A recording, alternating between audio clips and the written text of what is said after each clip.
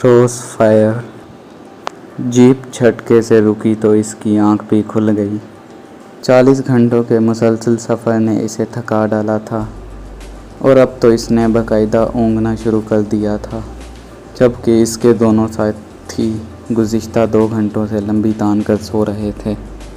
ताहिर के लिए मुसलसल हालत बेदारी में रहना तो अब मुमकिन नहीं रहा था, क्योंकि जीप का ड्राइवर और इसका निगहबान शायद बहरे थे, या फिर इन्हें बाकायदा हिदायत की गई थी कि वो एक दूसरे के अलावा किसी से बात नहीं करेंगे।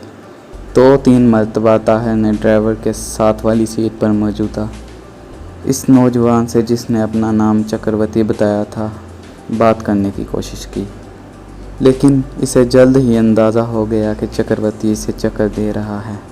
वो बादिल नाखास्तवां इसके सवालात के जवाबात हों, हाँ मैं दे रहा था, और इसे बज़ाहिर यही तासुर दे रहा था कि अगर वो खामोश रहे तो दोनों की सेहत के लिए अच्छा है।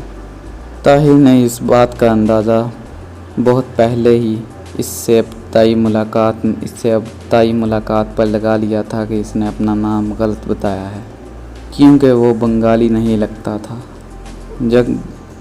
जबकि चक्रवर्ती अमूमन बंगाल से ताल्लुक़ रखते थे। मुमकिन है इसका बाप बंगाली और माँ पंजाबी हो।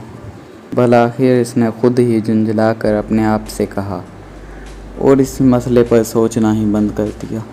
अचानक ब्रेक लगने से इसके दोनों साथी हड़बड़ा कर उठ बैठे और अब वो वजाहत तलब नज़रों से इसकी तरफ देख रहे थे।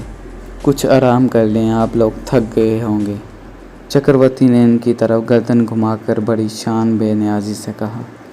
थैंक यू महाराज, सलीम ने कहा।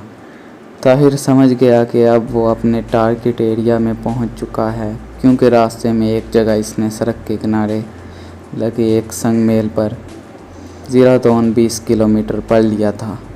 वो जानता था अब इनका बाकी सारा सफ़र रात के अंधेरे में होगा, क्योंकि दुश्मन ने इन्हें बतौर एजेंट तो कबूल कर लिया था, लेकिन बतौर दोस्त वो इन्हें कभी नहीं अपना सकते थे। वो किसी भी मुसलमान पर, ख्वाह वो भारतीय ही क्यों ना हो, एतबार नहीं कर सकते। ये इनकी तरबियत थी। इन्हें सिखाया गया था कि मुसलमानों पर जब एतबार करोगे तो धोखा खाओगे, और वो नस्ल दर नस्ल इस मकूले को मानते चले आ रहे थे। जीप कदरे कशीदा थी। ये रूसी जीप थी, जैसे शायद इस मकसद के लिए तैयार किया गया था कि वो एजेंटों को मुतल्लिका मकाम से वसूल करके इन्हें टारगेट एरिया तक पहुंचाए।